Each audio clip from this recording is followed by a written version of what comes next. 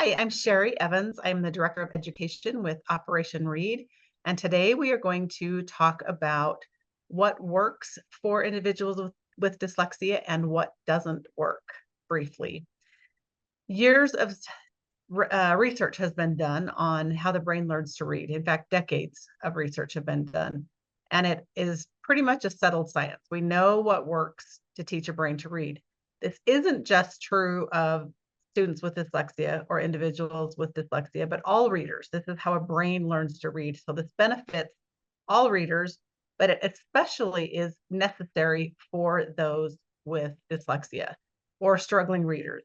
We also know that, or we believe that there are many more individuals with dyslexia than have been diagnosed because we have a lot of struggling readers, and many of our struggling readers likely have dyslexia.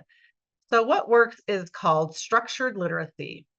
So structured literacy has a few components, and we'll just go over those briefly. So the first one is that it's systematic. So this means there's a specific scope and sequence for introducing each skill.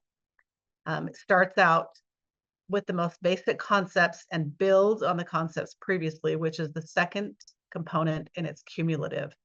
So we start out with very basic phonemic awareness, listening to sounds, breaking sounds apart, and then we start to move forward with blending those together, starting to do longer words and learning how to separate the sounds out. And then we move into blending the words together and then blending, adding sentences and phrases to those words. So it's cumulative. This helps the brain to learn previous concepts before moving into more difficult ones. The third one is it's explicit. So teaching is done clearly and precisely with immediate and corrective feedback. So we don't assume that students will naturally get the concepts on their own. So this has been the issue with what we have in schools now. We'll talk about that in a second, about what doesn't work. Number 4 is it's repetitive. This is really important. So it's consistent, circling back for review. The reason this is important is because a lot of times with dyslexia, couple of things happen. First of all, their memory may be impaired.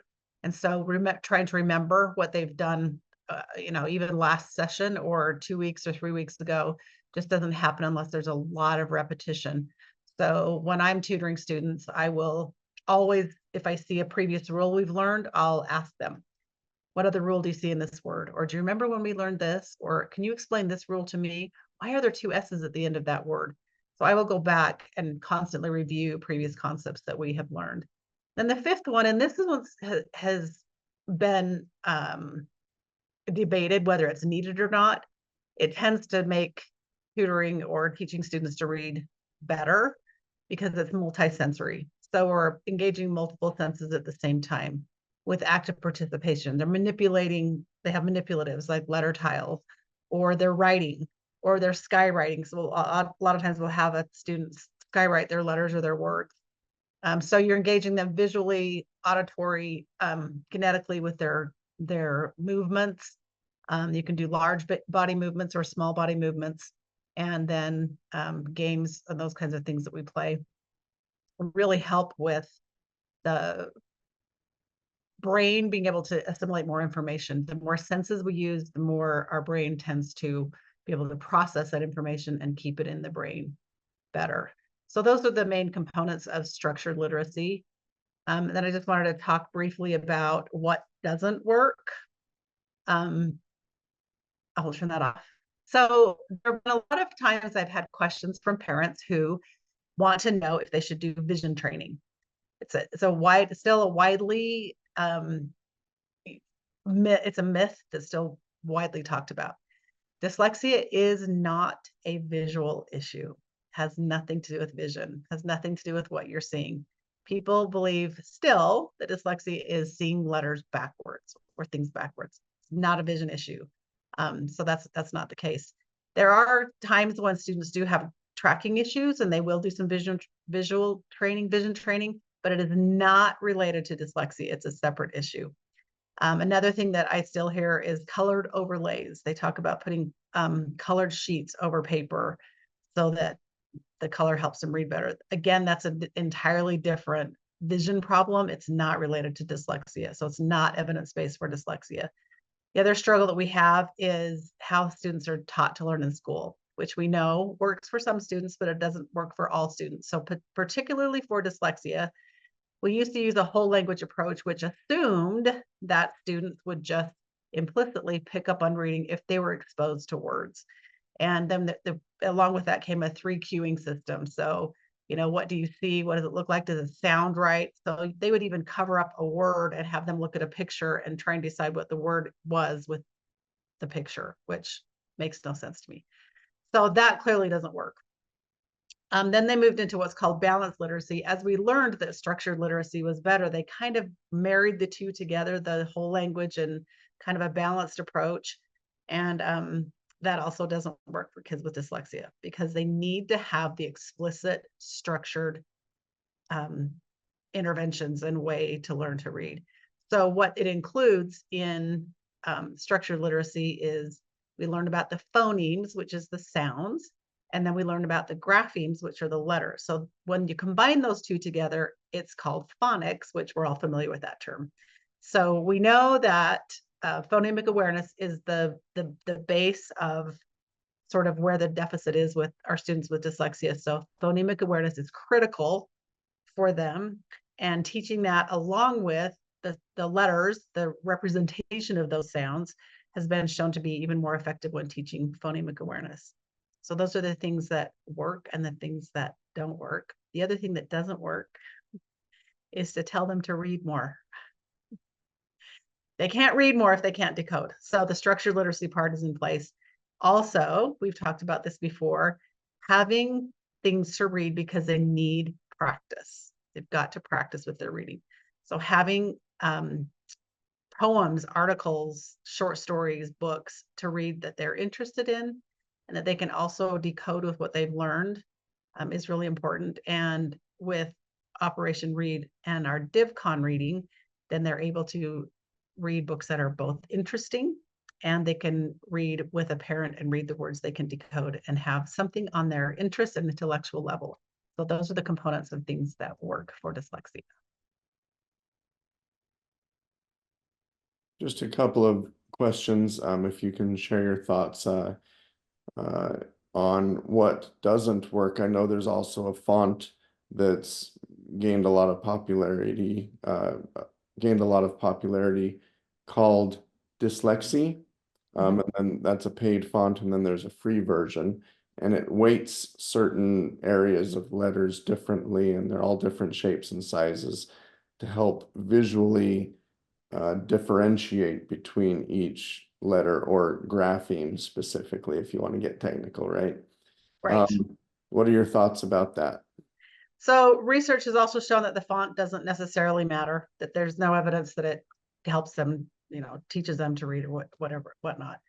However, I will tell you from personal experience, sorry, I'm adjusting my light, got dark in here. From personal experience, that students do tend to like to read better when they have a larger font that's spread out a little bit more. There's a little more spacing and it doesn't look like a bunch of words or sentences crammed onto one page. That gets really overwhelming to them. The font doesn't seem to matter. I will look up more recent research, but last time I checked, which wasn't too long ago, there was not any evidence that the font made any difference. Yeah, and I've had that same experience with students, that when we increase the line spacing or the letter kerning or the space between words, we increase the font size. Visually, it's just a lot lighter. It It's just less stressful feels for them. Yeah. So I don't easier. know that there's evidence that says either way that matters, but I know that students that I have like it when I've asked them, they like it when it's a little bit bigger. Yeah, so that's functionality that we are adding into the DivCon reading platform in the near future, that people will be able to modify and adjust all of those settings to their each individual person's liking. It also seems to be better if the font is just an easy to read font. When you look at fonts, you have all these funky fonts you can add. Some of them will do all caps, some will do funky curls on the letters, and that gets a little bit visually overstimulating. So that's more just a kind of a preference, really, but it does tend to be a little bit harder to read those. Yeah. On the side of the coin that you started with, what works? You talked about a structured literacy program. Um, you talked about phonics. So is pretty much any phonics-based system a structured literacy system? No. Is pretty much any Orton-Gillingham system a structured literacy? Is structured literacy a new term that's incorporating more of the science of reading? There's so many different terms out there. What are we looking at? How do we know when we've found a really good program? Structured literacy is a relatively new term, but the evidence has shown that what we talked about that structured literacy contains is not new. So Orton-Gillingham, yes, is a structured method. There are several programs that fall under an Orton-Gillingham method, such as Wilson-Spire, Barton, and they are structured literacy programs. However, a lot of programs that are Orton-Gillingham based miss components of the reading instruction that's necessary. So when we talk about teaching reading to anyone, there are 5 pillars of reading, and that includes being able to decode words. It includes fluency and comprehension, and I won't even be able to pull them off the top of my head right now, but there are 5 pillars of reading. And a lot of systems don't cover them all. So we know that in order for reading to really occur, they have to comprehend. So you could read the words, but not comprehend, which is called hyperlexia, by the way. I mean, you're not reading because you don't comprehend what you're reading. You're decoding words, and this does happen with some students, but they don't have any comprehension. So it's really important to include, some fluency practice and some comprehension instruction, because without comprehension, there is no reading. All phonics programs are not structured literacy, because the structured literacy needs to follow those 5 components that I talked about. And a lot of phonics programs just kind of go into the teaching the letters and the sounds, and then they'll just kind of throw words together. It's loosely fits, but unless you have the very structured scope and sequence, you're including all of the parts of what the brain needs to learn to read, especially in a brain that has dyslexia. Its phonics programs are not all considered structured literacy. And Operation Read, where does that fall? Operation Read is the best program out there because it includes all of the components that are necessary. So we're including, which most systems don't, and I've investigated quite a few systems. It incorporates more comprehension, more fluency practice, and we make sure that we include all of the 5 reading pillars, which those include, and we include the phonemic awareness being taught along with the phonics portion, which has been shown to be more effective than teaching it in isolation. So a lot of programs teach it in isolation, then move into letters. And just from personal experience, when I've taught systems before that teach the phonemic awareness without the letters, sometimes the students really struggle with that because, again, it's not multisensory at that point. They're just listening, which is great because phonemic awareness is listening skills. However, when you add the graphemes in, or the representations of those sounds, which we call letters, it makes them learn it quicker because they have that representation. And most students, by the time they realize they have dyslexia, already know their letters and sounds, or most of them. So being able to now incorporate phonemic awareness with those letters makes it easier for them to learn the phonemic awareness portion of it. So that's what Operation Read does, is we start with doing that. We're very structured. Scope and sequence stays the same. The only thing that changes is the new concept that they're learning. And again, more comprehension and fluency practice are built in with the lessons. And you've talked about some of the fundamental things that need to be in place for structured literacy. And I feel like this is maybe where whole reading and 3Qing came from. I've asked myself, and anybody that wants to learn more about that, you can go listen to a phenomenal podcast called Sold a Story, SOLD, Sold a Story. And it talks about the history of the education of literacy and reading, teaching in the world, and in the United States, and how we kind of got in the mess where we're at right now, where literally 60% of grade school children are below grade reading level. Well, I think all school children. We know 20% are dyslexic. So why in the world are another 40% below grade level? And what they've come to determine is that this three cueing and whole reading and whole language and balanced reading is really at the heart of the problem. But and it was even disproven in the 90s, but it got a lot of money behind it, and it got a lot of steam behind it, and it got a cult-like following behind it. And so it's a really fascinating podcast, about 6 episodes long. So it's not a huge commitment, very educational.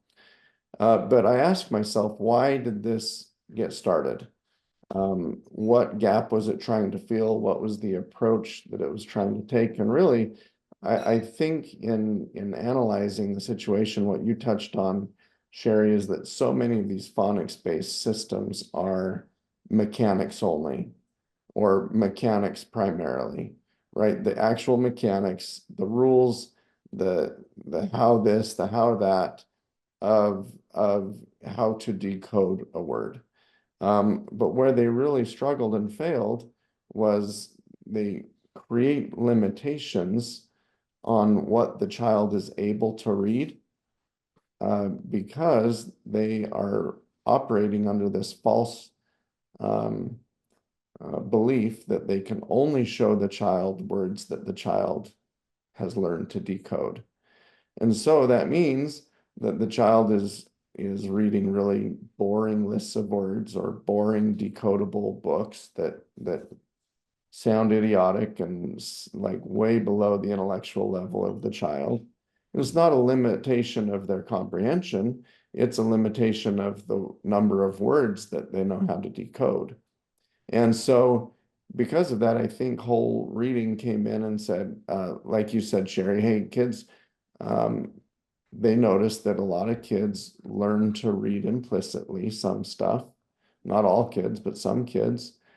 And they wanted a bigger variety of more interesting content for these kids to read because, and this is kind of what I'm getting to, underlying the 5 pillars of reading that you spoke about that are necessary for structured literacy. And we can dive more into those in another episode or another webinar, as well as the rope. I really like the rope graphic. Scarborough's reading rope, yes. Yep, the reading rope. But I feel, this is my impression, underneath all of that are 2 foundational pillars, 2 fundamental pillars that you have to have in order to learn to read, no matter what age you are. And if you are missing one of them, it's an uphill battle. And those 2 things are content that's on your skill level or your child's skill level, and content that your child is interested in reading. If you don't have either of those, it's just a fight. And whenever you resort to extrinsic motivation, external force, you sit down and you read, or else you're going to get a chore, or you're going to be grounded. Like, these are all external forces that can never compare to a child's own innate inner desire to read. And if we can fuel that inner innate desire to read, that will do more for them learning to read than any other thing we can do. Now, granted, we still have to give them material that's on their level, but in order to fuel the desire to read, we often hear, parents are told, well, just read to them more.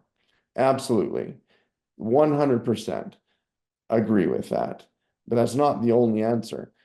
They learn that reading is enjoyable when mom and dad read exciting things to them, yes. But if their own experience reading is always a constant, painful, unpleasant experience, then they will never want to read themselves. They'll love listening to mom and dad read stories, but they won't want to do it themselves. So we have to find a way Well, and we have found a way, all right, but that's I feel like the biggest problem that we solve with Operation Read is not only giving them the mechanics, not only giving them the structured literacy, not only giving them the lists of words, the decodable text, the boring decodable text, but we make any text. We I guess it's hard to say in a short version, but we can take any input text and output the text in a way that meets them where they're at, without changing copyrights, without infringing on copyrights. And so, what an amazing thing, and we're super excited to just be on the forefront of innovation in the reading world. So thank you, Sherry, for sharing those things.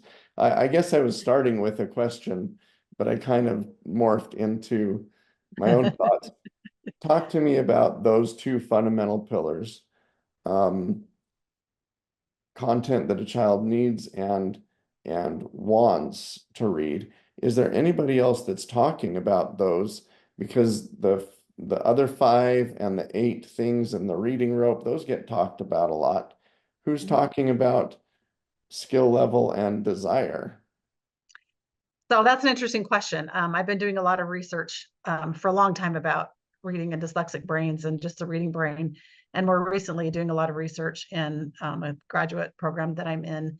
And it's not talked about specifically, but I'm finding in research that it is being talked about sort of generally in a couple of the research articles that I've read.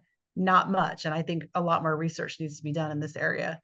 But I have seen in research, and I believe it was David Kilpatrick, but I probably need to double check that said, it could have been Tim Shanahan. Anyway, the research that they put out was, why are we only giving them decodables? Because the question came up, about decodables. And he said, why are we only giving them decodables? Because it does limit them.